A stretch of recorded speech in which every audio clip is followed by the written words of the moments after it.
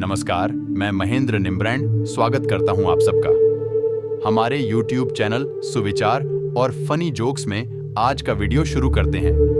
अगर आपको भगवान के अस्तित्व पर कोई शक है या कोई शंका है, आप उसके होने को मानते भी हैं और कई बार परेशानी में भी पड़ जाते हैं, और आपकी इस मान्यता का केवल इतना अर्थ है कि जो चीज़ है वो तो सदा से है, बस आपकी आंखें नहीं खुली।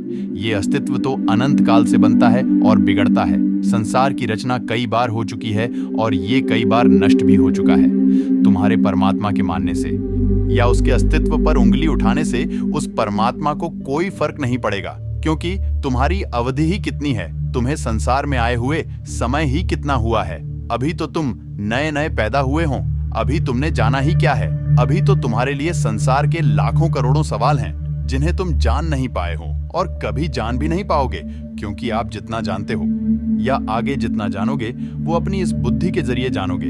आपकी बुद्धि विषय वस्तु का विश्लेषण करती है, उसे तोड़कर उसमें से जानकारी निकाल पाती है। बुद्धि है तो तर्क है, और परमात्मा को जानना तो बुद्धि के पार की घटना है। बुद्धि से उसे संसार में कोई नहीं जान पाया और ना ही जान पाएगा। जब उस गॉड खुदा रब परमात्मा से एकाएक होने का समय आता है, तो वो घड़ी आने से पहले आपके सभी सवाल गिरते हैं, आपकी बुद्धिमानी गिरती है, समर्पण भाव उत्पन्न होता है। आपकी आंखों के आगे जितने भी पर्दे हैं वो एक एक करके गिरने लगते हैं, और फिर जैसे ही वो पर्दे गिरते हैं तब आपको भगवान के अलावा कोई नहीं दिखता। अभी तो आप परमात्मा को ढूंढते हो कि परमात्मा है क्या, वो कहाँ है, आखिर वो है भी या नहीं है, उसका अस्तित्व क्या है। लेकिन जब सभी पर्दे गिरेंगे, जब आपकी आंखें उस सत्य को देखने लायक होंगी, याद रखना मैं इन आंखों की बात नहीं कर रहा हूँ, जब आपकी भीतरी दृष्टि खुलती है तब आपका अनुभव और एहसास ऐसा नहीं होता जैसा अभी है। दुनिया तब भी ऐसे ही चलेगी, लोगों की मृत्यु तब भी होगी, सुख दुख भी आएंगे, ऐसे ही वर्षा होगी, संसार में अच्छे बुरे काम होते रहेंगे, परंतु तुम ऐसे नहीं रहोगे, क्योंकि आंखों से पर्दा गिरते ही केवल परमात्मा ही शेष बचता है। अब उसके अलावा तुम कुछ और ना देख पाओगे। दुश्मन तुम पर गुस्सा करेगा, लेकिन अब तुम नहीं कर पाओगे, क्योंकि अब जब तुम किसी दुश्मन को देखोगे तो केवल उसको तुम खाल रूपी कपड़ों में देखेंगे। जो गलती वो अज्ञानतावश कर रहा है, ये उसकी ऊपरी खाल कर रही है, ये उसकी अज्ञानता है। परमात्मा तो उस दुश्मन में भी मौजूद है, आपको तो उस दुश्मन में भी भगवान नजर आएगा। वह जो भी कर रहा है अपने मन के बंधन के कारण कर रहा है, अपनी इच्छाओं के कारण कर रहा है। आपके अंदर वह आत्म रूपी ज्योति, उस ज्योति के ऊपर चढ़ी ये परतें हैं, आपका मन, आपकी इच्छाएं, ये संसार, आपका घर परिवार, जो एक दिन नष्ट होकर ही रहेगा, परंतु आपके भीतर की वह परम ज्योति, वह इन सब से अलग है।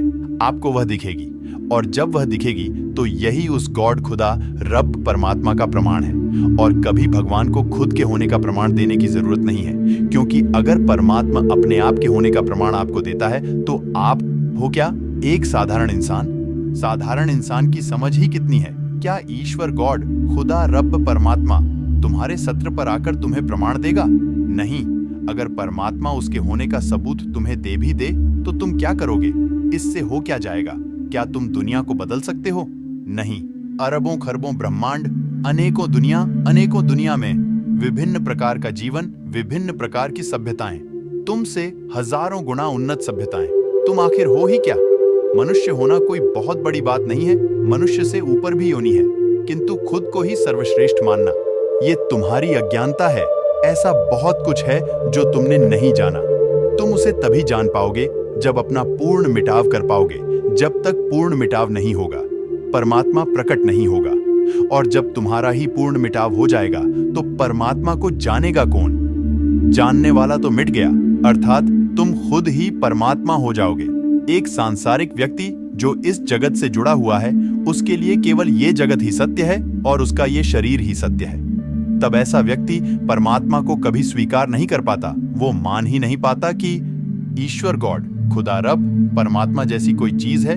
दूसरे वो व्यक्ति जो इस जगत को सत्य तो मानते हैं, लेकिन इस पर भी संदेह करते हैं, अर्थात वो जगत को थोड़ा सत्य मानते हैं, थोड़ा माया समझते हैं। तब ऐसे व्यक्तियों के लिए परमात्मा भी थोड़ा सत्य होता है। मतलब थोड़ा जगत सत्य है तो परमात्मा भी थोड़ा सत्य है। जिसके लिए जगत अधिक सत्य है, उसके लिए परमात्मा है ही नहीं।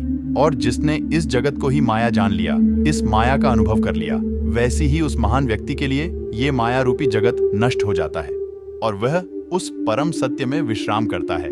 एनीवेयर आज के लिए बस इतना ही। अगर आपको ये वीडियो अच्छी लगी हो तो वीडियो को लाइक, शेयर और ऐसी ही और वीडियो के लिए हमारे YouTube चैनल सुविचार और फनी जोक्स को सब्सक्राइब जरूर कर लें। धन्यवाद।